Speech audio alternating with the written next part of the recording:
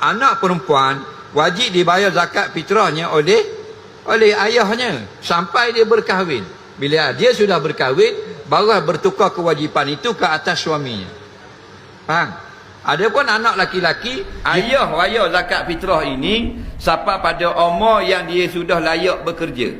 Kita nak tanya orang Melayu kita ni, biasa adat-adat berapa belah tahun umur dia layak bekerja dah? Lebih kurang 18 dah. Dah tebus 18 habis sekolah. Mana 18 tu ayah tak wajib tanggung dah. Melainkan 18 tu orang sakit, ayah wajib tanggung kot zakat dia. 18 OKU budak anak dia tu, maka ayah dia wajib tanggung. Faham? Tapi 18 macam budak-budak kita learning tak wajib bayar zakat. Dia kira berdikari. Jadi dia wajib bayar tak? Tengok dia ada harta tak? Tak ada kepeng malam raya, tak wajib bayar zakat. Ayah terlepas daripada dia. Faham?